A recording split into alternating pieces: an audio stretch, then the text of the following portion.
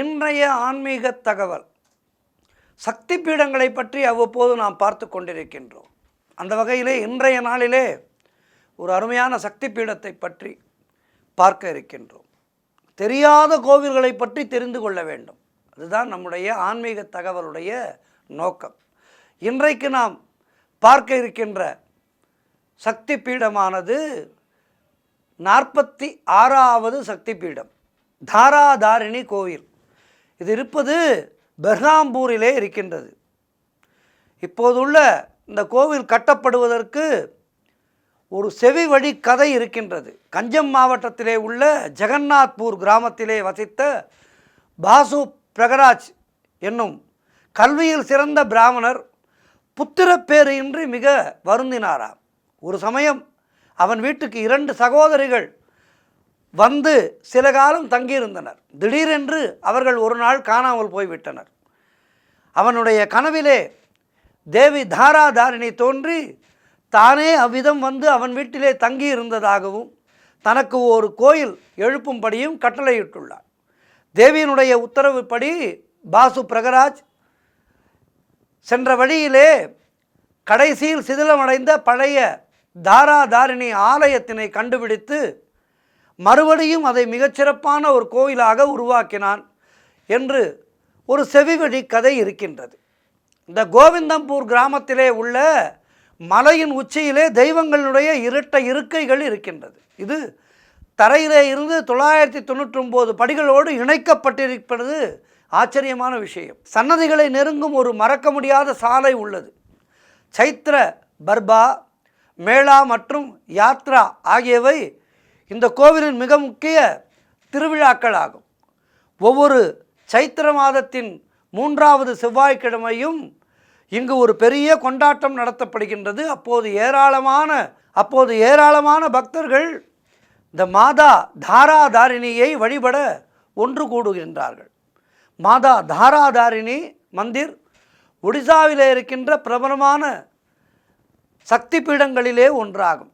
பழங்காலத்திலிருந்தே மாதா தாராதாரிணி புனித மலையான தரணா குமாரி மலை மற்றும் ரத்னகிரியிலே வழிபடப்பட்டு வரப்படுகின்றது. சுற்றுலா பயணிகளுடைய வசதிக்காக இங்கு ஒரு அழகான ரோப்வே கட்டப்பட்டிருக்கின்றது. அதன் மூலமாக இந்த கோவிலை மிகவும் எளிதாக நாம் அடைந்து விடலாம். இந்த கோவிலை மிக எளிதாக அடைந்து விடலாம். இதற்கு ஒரு நபருக்கு சுமார் 60 ரூபாய் கட்டணமாக வசூலிக்கப்படுகின்றது. இந்த இடம்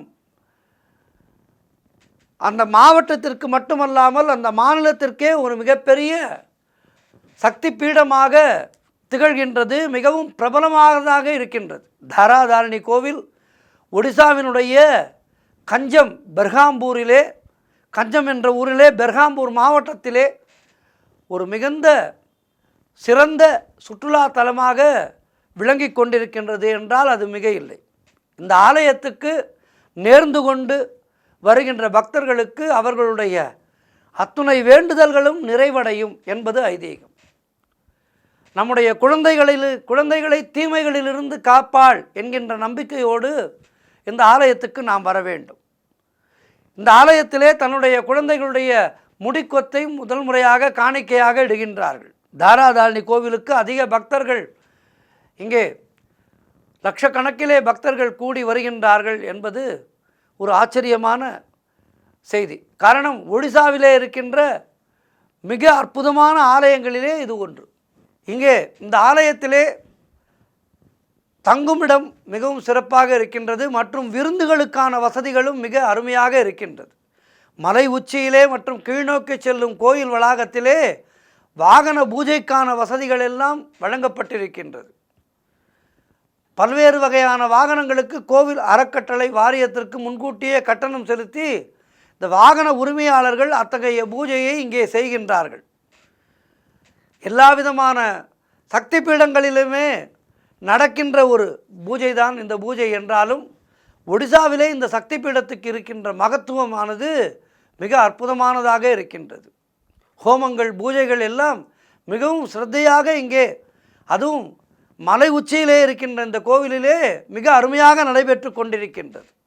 தாராதாரிணி கோவில் தினமும் காலை 6:30 மணி முதல் மதியம் 12 மணி வரை திறந்திருக்கின்றது. அதேபோல் மாலை 2 மணி முதல் 5:30 மணி வரை, மாலை 6:30 மணி முதல் 8:30 மணி வரை திறந்திருக்கின்றது. ஆண்டினுடைய எல்லா நேரங்களிலேயும் இந்த சைத்திர பூர்ணமி மாவிலும் தாராதாரணி தேவியை தரிசனம் செய்ய உகந்த காலமாகும். இங்கு வருவதற்கு சாலை வழியாக வர வேண்டுமென்றால் இதற்கு அருகிலே இருக்கின்ற நகரம் என்பது பெர்ஹாம்பூர் தான். 32 கிலோமீட்டர் தொலைவிலே இருக்கின்றது. மிக அருமையான ஒரு ஊர் இந்த ஊர். இந்த ஆலயத்துக்கு சென்று தாராதாரணியை வழிபடுபவர்களுக்கு எல்லா விதமான பேறுகளும் கிடைக்கும் என்பது ஐதீகம். ஆகவே எதிர்வரும் காலங்களிலே நேரத்தை ஒதுக்கி, நாட்களை ஒதுக்கி, இந்த சக்தி பீடங்களிலே ஒன்றான, பொதுவாகவே இந்துக்களாக பிறந்தவர்கள் கைலாயம் நிச்சயமாக செல்ல வேண்டும், காசிக்கு செல்ல வேண்டும், ராமேஸ்வரம் தரிசனம் செய்தே ஆக வேண்டும். அதேபோல் இந்த 52 சக்தி பீடங்களை தரிசனம் செய்ய வேண்டும். அதேபோல் பெருமாளுக்குரிய அந்த 107 திவ்ய தேசங்களை தரிசிக்க வேண்டும். இவையெல்லாம் ஒரு ஹிந்துவினுடைய முக்கியமான கடமைகளாகும். ஆகவே எதிர்காலத்திலே இந்த ஆலயத்துக்கு சென்று வழிபட்டு சக்தி பீடங்கள் அனைத்தையும் தரிசித்து விட்டோம் என்கின்ற மன நிறைவு கொள்வோம். சக்தி பீடங்கள் எல்லாவற்றையும் தரிசிப்போம். நன்றி, வணக்கம்.